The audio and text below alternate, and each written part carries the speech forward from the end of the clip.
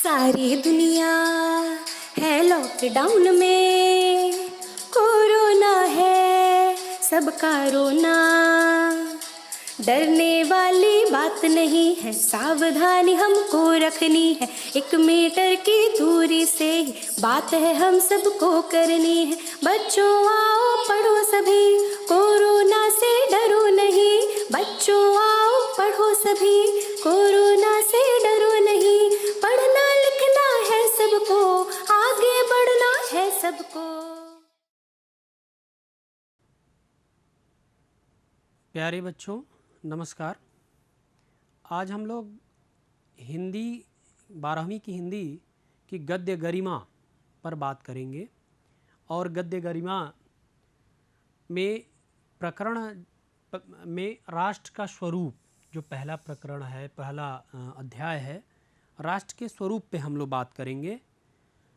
गद्य गरिमा पढ़ने से पहले हम लोग को एक ध्यान दे देना है कि गद्य गरिमा से जो भी प्रश्न आते हैं, 2 तरह के लेखक का परिचय आएगा। दूसरा, जो निबंध दिया है या गद्यात्मक जो भी कृति दी हुई है, ललित निबंध दिया है या व्यंग दिया है या रिपोर्टाज दिया हुआ है, उससे गद्य खंड आएंगे। उस गद्य खंड को हमें पढ़ करके पहचानना है, पहले पढ़ लेना है, पहचान लेना है, और उस पर आधारित 5 प्रश्न होंगे और 5 प्रश्न 2-2 अंकों के होंगे। तो हमको ध्यान ये देना है कि जो गद्यांश दिया हुआ है उसी गद्यांश में उसके उत्तर छिपे हुए हैं। उन 5 प्रश्नों के उत्तर छुपे हुए हैं, इसलिए हमें उस गद्यांश पर फोकस करना है। सबसे पहले तो हमें अध्याय के मूल भाव को समझना होगा। मूल भाव समझने के पश्चात जब हम संपूर्ण अध्याय को 2-3 बार 4 बार पढ़ लेंगे स्वयं से, तो उसके मूल भाव को समझने का प्रयास करेंगे।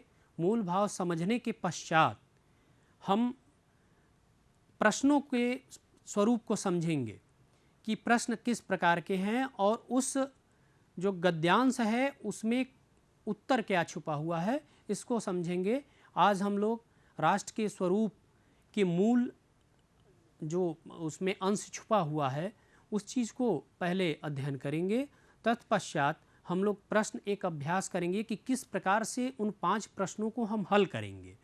और हल करना जब जान जाएंगे तो हमें कहीं से भी अगर कोई गद्यांश आता है उस अध्याय से, तो हम आसानी से उसे हल कर लेंगे। कंपटीशन की परीक्षाओं में जाते हैं तो अपठित गद्यांश आते हैं और उस पर आधारित प्रश्न पूछे जाते हैं। तो हम उस अपठित गद्यांश कैसे उत्तर उससे निकालें, इस कला को भी हमें अपने अंदर विकसित करनी है। इस प्रकार से हमें अध्ययन करना है गद्य गरिमा का। हम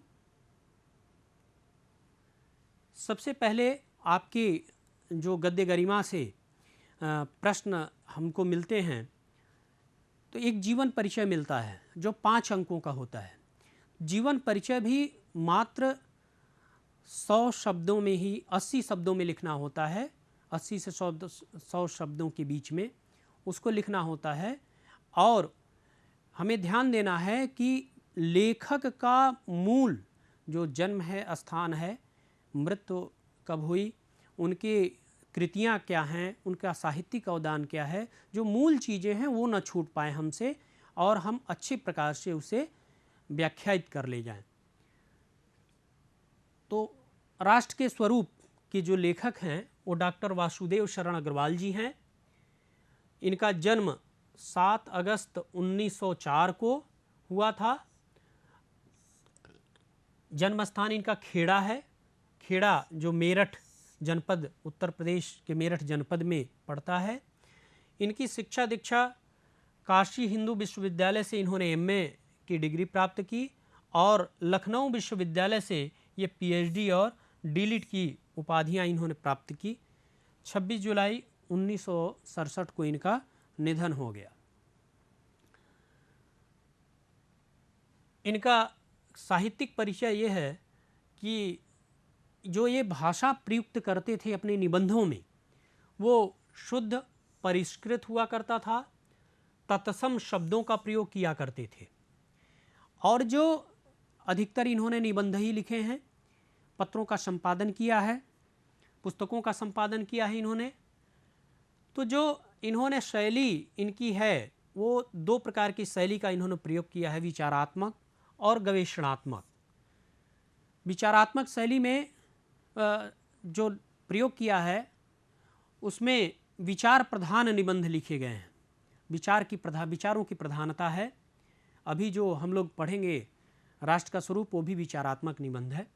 गवेषणात्मक जो निबंध हुआ करते हैं वो खोज परक निबंध हमें दिखाई देता है, और चूँकि इनकी शैली विचारात्मक और गवेषणात्मक रही है इस वजह से ये सदैव साहित्य में हम लोग याद करते रहते हैं इनको। इनकी रचनाएं पृथ्वी पुत्र, कल्पलता जो निबंध संग्रह हैं, ध्यान दीजिए आपका जो निबंध है राष्ट्र का स्वरूप इसी पृथ्वी पुत्र निबंध संग्रह से लिया गया है। पृथ्वी पुत्र, कल्पलता, कला और संस्कृति, कल्पवृक्ष, भारत की एकता, वाग्धारा आदि इनके निबंध संग्रह हैं। जिन पर इन्होंने शोध ग्रंथ लिखे वो है पाणिनि कालीन भारतवर्ष। पाणिनि कालीन अध्ययन किया था, साहित्य का अध्ययन किया था, और ये इनकी पुस्तक है, शोध संपादित ग्रंथ है। और इनका जो संपादन है वो बहुत ही एक पुस्तक जायशीकृत पद्मावत की संजीवनी व्याख्या, ये जो है बहुत ही महत्वपूर्ण संपादन है इनका। बाणभट्ट के हर्षचरित्र का सांस्कृतिक अध्ययन, इस पुस्तक का भी इन्होंने संपादन किया था। तत्पश्चात हम अपने जो पाठ्यक्रम में निर्धारित राष्ट्र का स्वरूप है उस पर आते हैं। ये एक विचारात्मक निबंध है, इसमें विचार प्रधान निबंध है ये राष्ट्र का स्वरूप। निबंध आप जानते ही हैं कि कहा जाता है निबध्यते इति निबंधनम, जो भली प्रकार से बधा हो उसे निबंध करते हैं। जो व्यवस्थित हो, सुसज्जित हो, भली प्रकार से उसे बांधा गया हो उसे निबंध कहा जाता है। तो जहाँ विचार अच्छी प्रकार से बांधा गया हो, विचारों को अच्छे प्रकार से रखा गया हो, वो विचारात्मक निबंध है। और राष्ट्र का स्वरूप एक विचारात्मक निबंध है, उस पर हम लोग बात करेंगे। और लेखक आपको पता हो ही गया कि डॉक्टर वासुदेव शरण अग्रवाल जी इसके रचयिता हैं। इसमें लेखक ने 3 तत्वों के बारे में जिक्र किया है। 3 तत्वों के द्वारा इस अध्याय को बुना है। जो राष्ट्र का स्वरूप है उसका निर्धारण कैसे हो, किन किन तत्वों की आवश्यकता होती है, जो महत्वपूर्ण तत्व हैं उस पर इन्होंने विचार किया है। सबसे पहले इस निबंध में पृथ्वी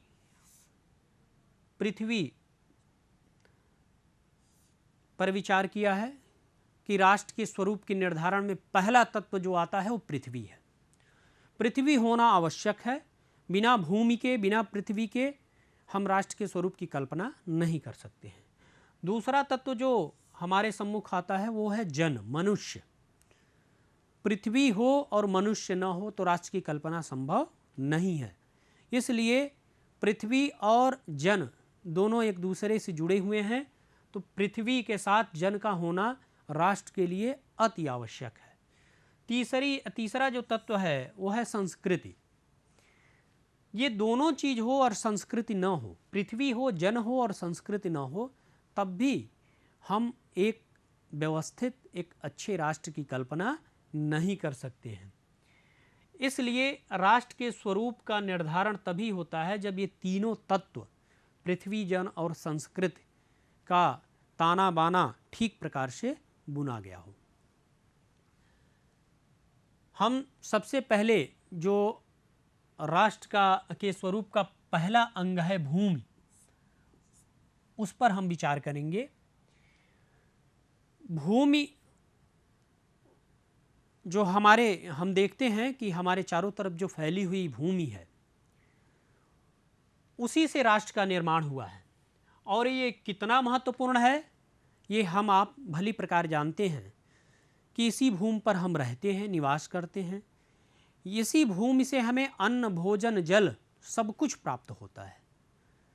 हमें वायु चाहिए तो इसी भूमि पर उगे हुए पौधों के द्वारा हमें प्राप्त होता है।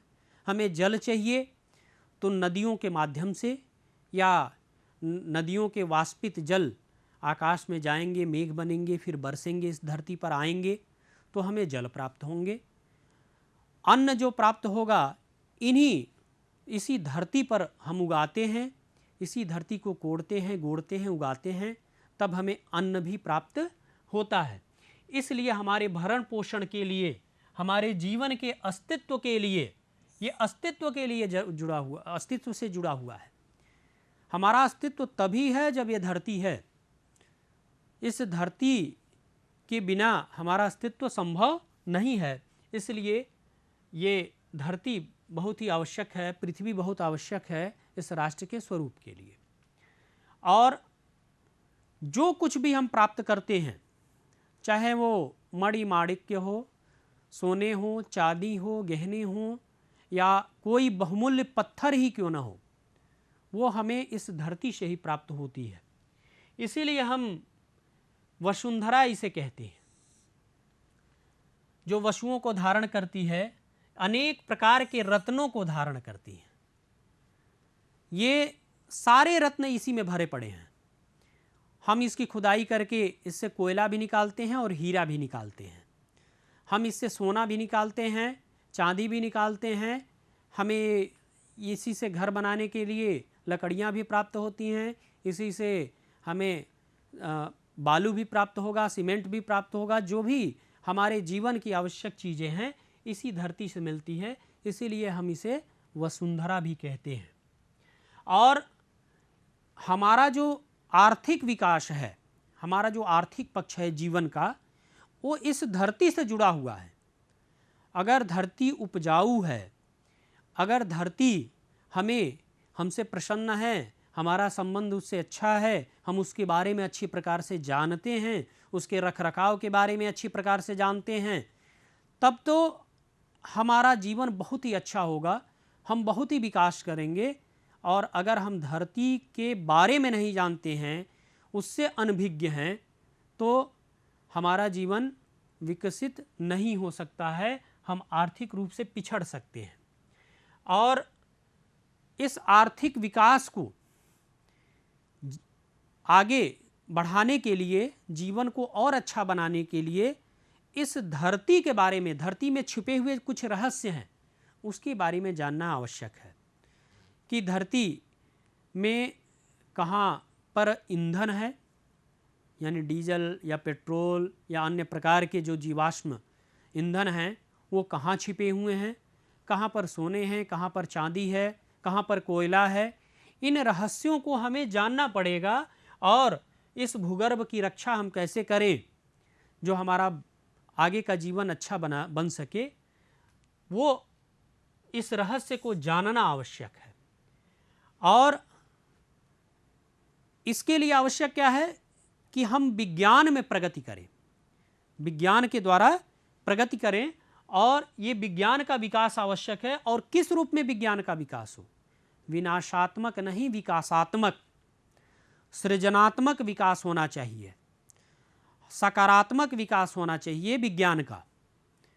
ऐसा नहीं कि हम अपने ही जीवन को संकट में डाल दें, विज्ञान के ऐसे खोज न करें, बल्कि इस धरती को कैसे बचाएं, इस पर्यावरण को कैसे अच्छा करें, इस आसमान को कैसे अच्छा करें, जो हमारे जीवन को रक्षा प्रदान करते हैं, उसको कैसे अच्छा बनाएं, ये विज्ञान का कार्य है। और विज्ञान का विकास अगर इस प्रकार से होता है तो निसंदेह मनुष्य अपने जीवन को और सरल बनाएगा और अच्छे प्रकार से बनाएगा।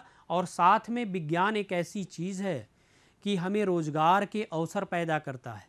प्रत्येक व्यक्ति के हाथ में रोजगार हो तभी उसका जीवन अच्छा हो सकता है। तो विज्ञान ही एक ऐसी चीज़ है जो हमको सभी हाथों को काम दे सकता है। तो विज्ञान का विकास इस प्रकार से हमें करना है। और ख़ास बात यह है इस राष्ट्र के स्वरूप के लिए कि जो पृथ्वी है, धरती है, वो समस्त राष्ट्रीय विचारधाराओं की जननी है।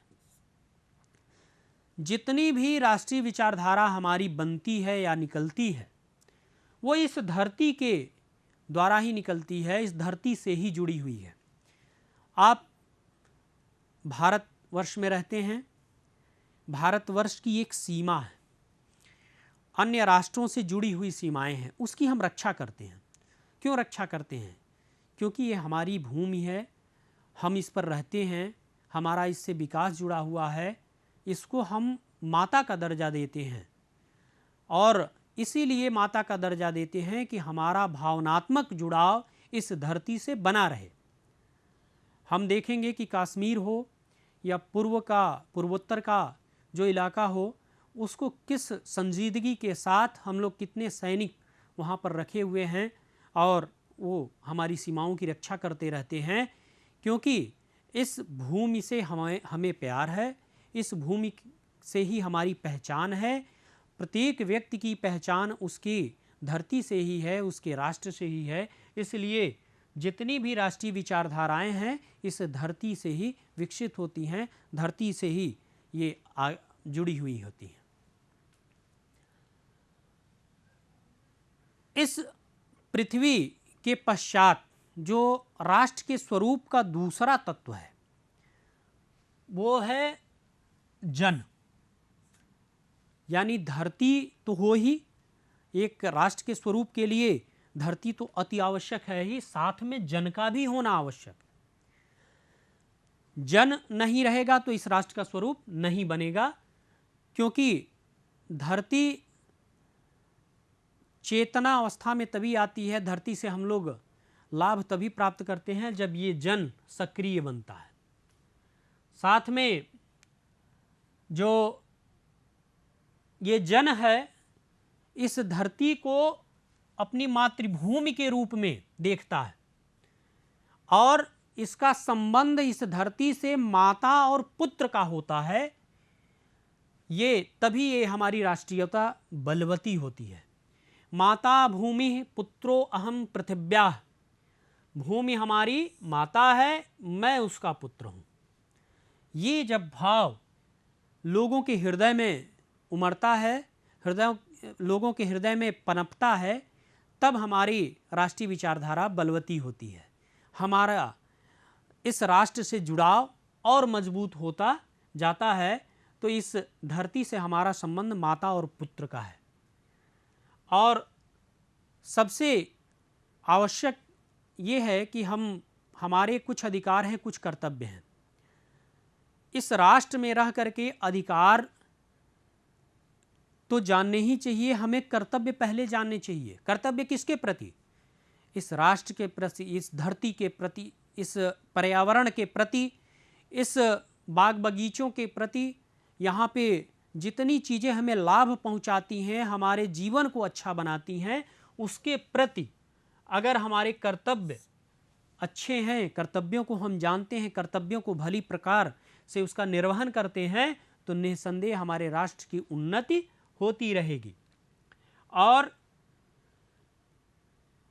जिस राष्ट्र में लोग स्वार्थ रहित होंगे, यानी वो स्वार्थ के लिए काम नहीं करेंगे और परिश्रमी होंगे, उस राष्ट्र की उन्नति निरंतर होती रहेगी, उसको कोई रोक नहीं सकता है, वो राष्ट्र निरंतर आगे बढ़ता रहेगा। साथ में ये ध्यान देना है कि जो जन है वो नदी के प्रवाह के समान है। जिस प्रकार से नदियाँ कलकल कलकल छलछल छलछल बहती रहती हैं और ये कभी धारा खत्म नहीं होती है, उसी प्रकार से हमारा जीवन, ये जनजीवन चलता रहता है और ये कभी खत्म होने वाला नहीं है। लेखक ने लिखा है कि जब तक सूर्य की रश्मियाँ रहेंगी, सूर्य की किरणें धरती पर आती रहेंगी, तब तक ये जन उस पर रहेगा। ये सर्वदा सत्य है कि जब तक ये धरती रहेगी, जब तक ये सूर्य रहेगा, हम सकारात्मकता के साथ जीवन को आगे बढ़ाते रहेंगे, विज्ञान को नई ऊर्जा के साथ आगे बढ़ाते रहेंगे, तब तक हमारा जीवन अच्छा बनता रहेगा और हम उस नदी के प्रवाह के समान बने रहेंगे, हमारा जीवन बना रहेगा। इस प्रकार से इस तत्व का होना, जन का होना राष्ट्र के स्वरूप के लिए बहुत ही महत्वपूर्ण है। आगे हम चलते हैं। जो पृथ्वी और जन तो राष्ट्र की स्वरूप के लिए अति आवश्यक है ही है, साथ में संस्कृति का होना भी, ये जो संस्कृति है उसका भी होना राष्ट्र के लिए बहुत ही आवश्यक है।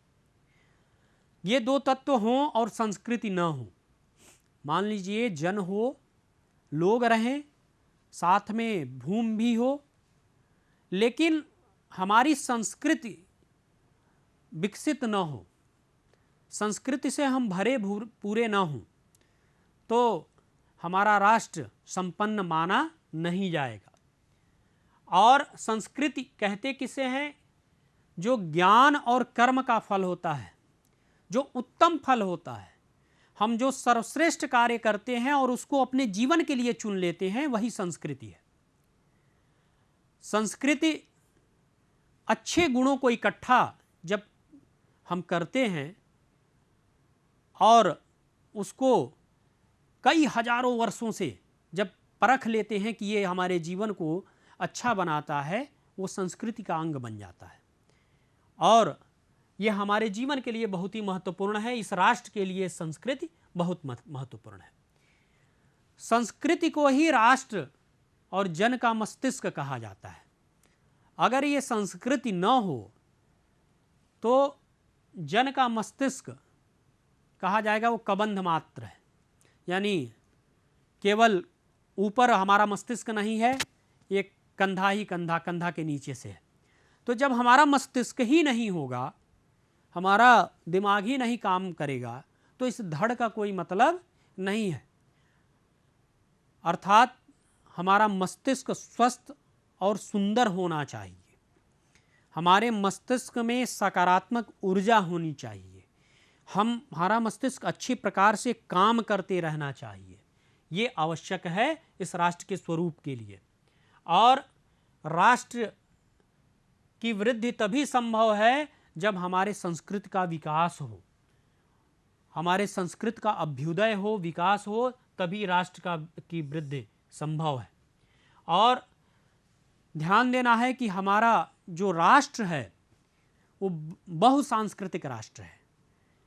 पता चलेगा कि पूर्वोत्तर में कुछ और संस्कृति पनप रही है, इस मध्य भारत में कुछ और संस्कृति है, दक्षिण की संस्कृति थोड़ी सी भिन्न है, उत्तर की संस्कृति हमसे भिन्न है, पश्चिम की संस्कृति काफ़ी भिन्न है। लेकिन इस भिन्नताओं में भी हम संस्कृत की अच्छी चीज़ों के, प्रत्येक संस्कृतियों से अच्छी चीज़ों को लेकर के एक समन्वय बनाते हैं और उस राष्ट्र में, राष्ट्र के निर्माण में इन सभी संस्कृतियों से हम लाभ उठाते हैं और संस्कृति के द्वारा इस राष्ट्र को और सुंदर बनाते हैं और उसे एक सूत्र में पिरोने का कार्य ये करते हैं। इस विभिन्न संस्कृतियाँ, जैसे एक कोई गुलदस्ता हो और उस गुलदस्ते में अनेक प्रकार के फूल लगा दिए जाएं, अगर एक ही तरह का फूल हो तो एक रूपता दिखाई देने लगेगी, लेकिन उसमें विभिन्न प्रकार के अगर फूल दिखाई दिए, विभिन्न रंगों के फूल लगा दिए जाएं, तो वो गुलदस्ता कुछ ज़्यादा ही सुंदर दिखाई हमें देने लगता है।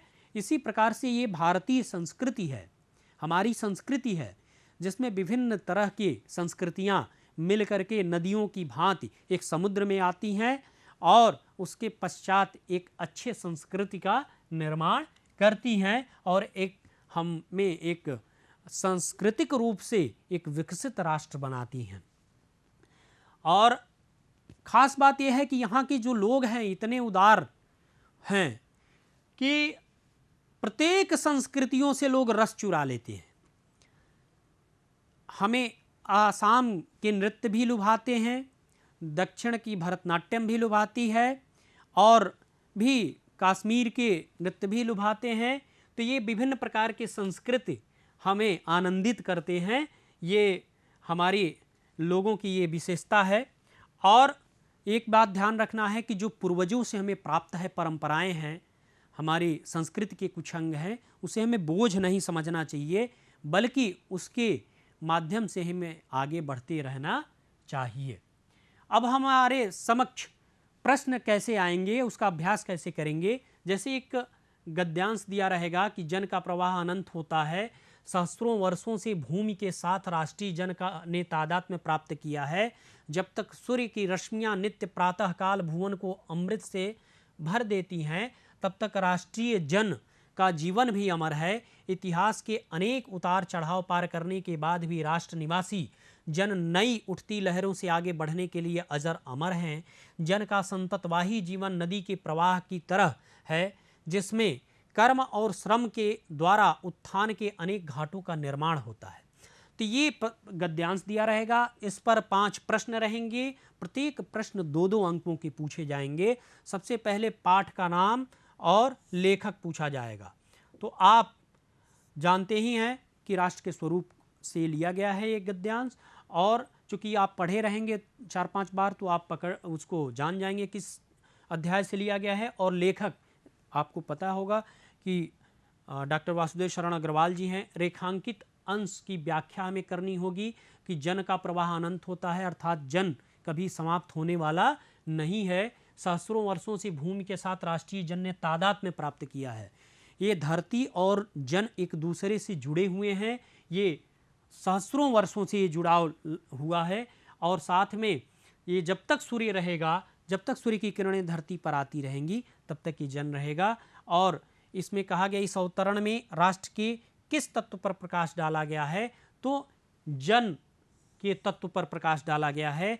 जिनका प्रवाह अनंत, जन का प्रवाह अनंत होता है, ये अर्थात ये कभी खत्म होने वाला नहीं है। ये प्रश्न है राष्ट्रीय जन का जीवन कब तक रहेगा। राष्ट्रीय जन का जीवन तब तक रहेगा जब तक कि सूर्य हमारी धरती पर प्रकाश देता रहेगा। तो ये हमारा प्रश्नाभ्यास होगा। इसी प्रकार से हम प्रश्नों को हल करेंगे और विद्यार्थी अपने घर पे भी स्वमूल्यांकन करेंगे। कैसे करना होगा कि जीवन परिचय आपको वासुदेव शरण अग्रवाल जी का लिख करके याद करना होगा। निबंध किसे कहते हैं, निबंध कितने प्रकार के होते हैं, ये भी आपको अभ्यास करना है, निबंध के बारे में जानना है। राष्ट्र का स्वरूप किस प्रकार निश्चित होता है, उसको निर्मित करने वाले तत्व जो बताए गए हैं उसको भी लिखना है। और एक प्रश्न अभ्यास भी आपको करना है। धरती माता की आवश्यक है जो गद्यांश है, उस पर आपको ये हल करना है प्रश्नों को। दिए गए प्रश्नों पे 5 प्रश्न दिए रहेंगे, आप उसको हल करिए, अध्ययन करिए। उसके पश्चात ये जो अध्याय है आपका तैयार हो जाएगा। इस अध्याय को 4-5 बार जरूर पढ़िए। मूल तत्व को जानिए, इसमें मूल तत्व जो 3 तत्व दिए गए हैं उसके बारे में जानिए। और गद्यांश कहीं से भी पूछे, उस गद्यांश पर आधारित प्रश्न के उत्तर ही आपको देने हैं, अलग से उत्तर आपको नहीं देने हैं। इसलिए उस गद्यांश को भली प्रकार से पढ़िए, 2-3 बार उसको पढ़िए। तत्पश्चात उसको आप पढ़ने के पश्चात ये जानकारी वासुदेव शरण अग्रवाल के बारे में जान लेंगे, राष्ट्र की संकल्पना के बारे में जान लेंगे और राष्ट्र निर्माण के तत्व के बारे में आप जान जाएंगे। पृथ्वी के साथ संबंध क्या है वो भी आप जान जाएंगे। संस्कृति की हमारे जीवन में क्या उपयोगिता है ये भी जान जाएंगे। और कैसे अच्छे अंक अर्जित करते हैं ये भी आपको प्राप्त हो जाएगा। इसलिए आप इसको अच्छी प्रकार से 4-5 बार अध्याय को पढ़िए, इसके मूल तत्व को समझिए और प्रश्न अभ्यास करिए। आपको समझ में भी ये अध्याय आएगा और साथ में अच्छे अंक अर्जित करेंगे। बहुत बहुत धन्यवाद बच्चों।